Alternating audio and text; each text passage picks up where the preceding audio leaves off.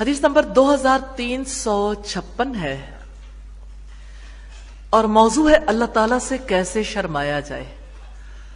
ان سعید بن یزید الانصاری، روایت ہے سعید بن یزید انصاری سے، ان رجلا قال، بے شک ایک آدمی نے کہا، یا رسول اللہ، اے اللہ کے رسول، اوصنی، وصیت کیجئے مجھے۔ قال، فرمایا، اوصی کا ان تستحیی من اللہ عز وجل، اوصی کا میں تجھے نصیحت کرتا ہوں، ان یہ کہ تستحیی تو شرم و حیا کرے، من اللہ عز وجل، اللہ عز وجل سے، کما جیسا کہ تستحیی تو شرم کرتا ہے، رجلاً ایک آدمی سے، من صالحی نیک لوگوں سے، قومی کا اپنے قوم کے۔ سعید بن یزید انصاری بیان کرتے ہیں کہ ایک آدمی نے کہا، اللہ کے رسول مجھے نصیحت کیجئے۔ آپ نے فرمایا، میں تجھے نصیحت کرتا ہوں کہ تو اللہ سے اسی طرح شرم و حیا کر جس طرح اپنی قوم کے نیکوکار اشخاص سے شرماتا۔ مسند احمد کی کتاب الزہد کے 46 نمبر پر حدیث ہے۔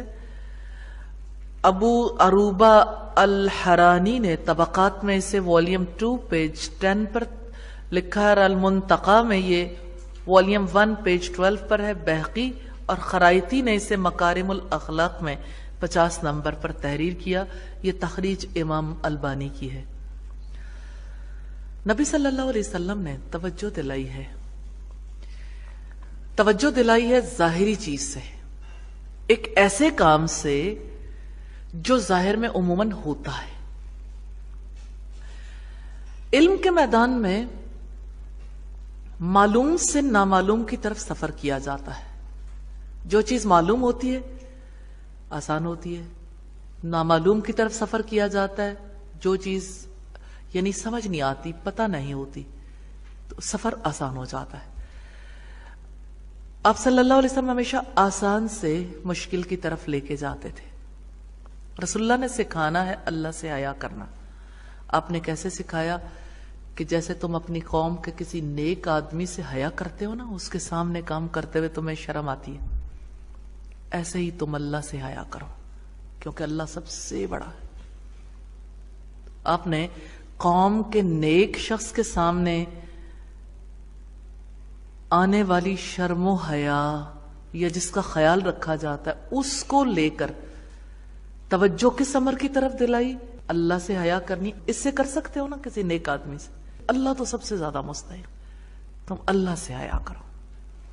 تو چونکہ انسان طبعی طور پر ظاہر پرست ہے، اس لیے غیبی امور پر ایمان لانے کے نسبت حسی چیزوں کو جو نظر آتی ہیں جلد تسلیم کر لیتا۔ تو رسول اللہ کا طریقہ کار بہت آسان تھا۔ جانتے ہیں ایک رکاوٹ انسان کے اندر آتی ہے خود اپنے دل کی طرف سے، جب سے کوئی چیز مشکل لگتی ہے تو اس کا دل اس کو کرنے سے رکتا ہے۔ جس بات پہ انسان کہہ دے یہ کیسے ہو سکتا ہے، وہ کام کبھی نہیں ہوتا ہی نہیں۔ پھر یہ کیسے ہو سکتا ہے؟ رسول اللہ صلی اللہ علیہ وسلم جب سمجھاتے تھے اس بات کو آنے ہی نہیں دیتے تھے، ایسا طریقہ اختیار کرتے تھے۔ مثلا آپ نے اللہ سے حیا کرنا سکھایا، لیکن کیسے؟ جیسے تم اپنے قوم کے نیک آدمی سے حیا کرتے ہو اسی طرح اللہ سے حیا کرو۔ اب وہ ایک بات سامنے ہے اور ایک بات کی سمجھ نہیں ہے، تو اگر اس سے شرم کھائی جا سکتی ہے اور طریقہ بھی پتا ہے کیسے شرم کھاتے، کہ اس کے سامنے برائی نہیں کرتے، تو اللہ کے سامنے بھی برائی مت کرو، اللہ سے حیا کرو۔ تو اب صلی اللہ علیہ وسلم نے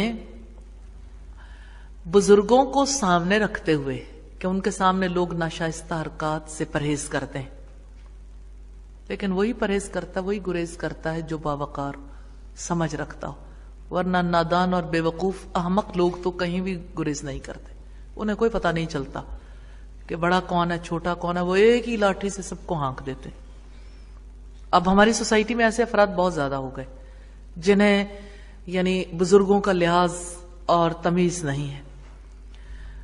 تو جیسے انسان اپنے بڑوں کے ادب و احترام کے تقاضے کو پورا کرتا ہے تو اللہ سب سے بڑا ہے، ہماری ساری حرکات و سکنات سے آگاہ ہے، اس لیے اس کے سامنے کوئی کام کرنے سے گریز کرنا چاہیے، اس سے شرم کھانی چاہیے۔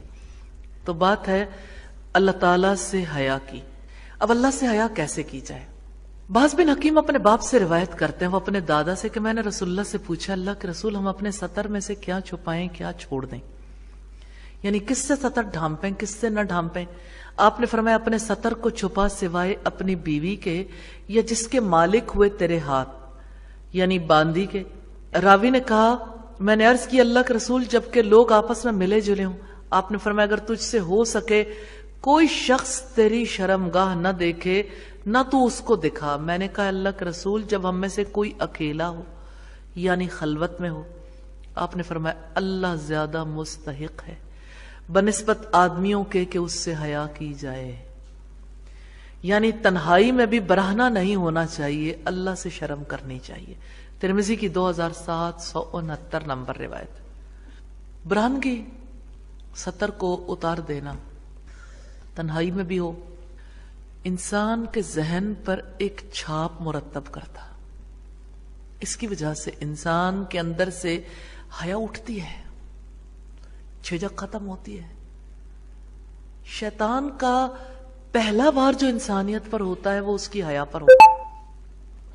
ہم پیچھے حدیث پڑھا ہے اذا لم تستحی فاصنع ما شئت، جب تم بے حیا ہو جاؤ پھر جو تمہارے جی میں آئے کر گزرو۔ تو بات ہے حیا کی۔ حیا کیسے آتی ہے؟ یہ اللہ کے رسول صلی اللہ علیہ وسلم نے اس نقطے کو سامنے رکھا ہے جہاں سے حیا کا آغاز ہوتا ہے۔ انسان کے اندر شرم و حیا ہے اپنے جسم کے لیے، وہاں سے انسان کے اندر جھجک آتی ہے۔ اب آپ شیطان کو دیکھیے، شیطان کیسے وار کرتا ہے۔ سورہ الاعراف میں رب العزت نے فرمایا اے آدم کے بچوں کہیں ایسا نہ ہو کہ شیطان تم پر سے اسی طرح لباس اتروا دے جیسے تمہارے آبا سے اتروائے تھے، یعنی حضرت آدم اور حضرت حوا سے۔ تو شیطان کا وار اسی چیز پر ہے۔ آج کی جدید تہذیب میں دیکھیے جو میسج سب لوگوں کو دے دیا گیا وہ کیا ہے؟ پہلے آپ دیکھیے مسلمان خاتون کے حجاب اور سطر کے حوالے سے کسی دور میں ڈسکشن ہوتی تھی کہ حجاب اور سطر میں کیا فرق ہے۔ پہل خواتین اپنے چہرے کو بھی اوپن نہیں کر سکتی تھی، انہیں دوسرے لوگوں سے حیا آتی تھی، بزرگوں سے بھی حیا آتی تھی۔ پھر چہرہ کھلا، پھر چہرہ کھلنے کے ساتھ بڑی چادریں رہیں، پھر دوپٹے آ گئے، دوپٹے آئے تو بدن کا کچھ حصہ اوپن ہو گیا، پھر دوپٹے چھوٹے ہو گئے، پھر بازو پورے تھے پھر بازو اوپر ہو گئے، حتیٰ کہ بازو ہی نہ رہے، پھر پاؤں تک یعنی ٹراؤزر یا شلوار سے پاؤں ڈھکے ہوئے ہوتے تھے، پھر وہ اوپر ہو گئے۔ پھر آپ دیکھیے کہ قابل سطر حصہ ہے انسان کی پوشیدہ اعضاء جو اللہ نے بنائے ہیں۔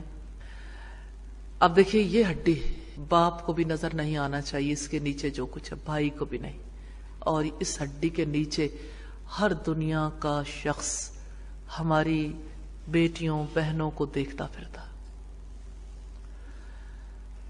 اور ہڈی سے نیچے کتنا۔ ایک عورت کو میں نے ایک ٹیلر سے جھگڑتے ہوئے دیکھا کہ جب میں نے چاہا تھا کہ 9 انچز میرا نیک ڈیپ ہونا چاہیے تو آپ نے اس کو چھوٹا کیوں کیا؟ میں تو پہن ہی نہیں سکتی۔ اب آپ سوچئے 9 انچز کو یعنی کوئی چھوٹی سی بات ہے 9 انچز، اس کے بعد کیا رہ گیا؟ آپ کسی اور کی بات نہ لکھیے، کسی چیز کو نہ دیکھیے، صرف لباس کو ہم دیکھ رہے ہیں۔ اب یہ لباس جتنا مختصر ہو گیا اس کا نتیجہ کیا نکلا؟ لباس کے مختصر ہونے کی وجہ سے آنکھوں نے کیا دیکھا، کیا محفوظ کیا؟ یہ ابھی دیکھنے والی آنکھ دیکھ رہی ہے، لیکن جس وقت دیکھنے والی آنکھ کسی کے بدن پر پڑتی ہے تو اس کے بدن میں بھی آگ لگاتی ہے، چاہے وہ کسی کو نہ دیکھے، اس کے بدن میں بھی آگ لگتی ہے۔ کیا چیز چل رہی ہے؟ جیسے بجلی کا کرنٹ دوڑتا ہے ایسے ہی بے حیائی دوڑتی ہے، ایک کی نظروں سے دوسرے کے بدن کے اندر منتقل ہو جاتی. یہ تو صرف غیر محسوس ہے سلسلہ.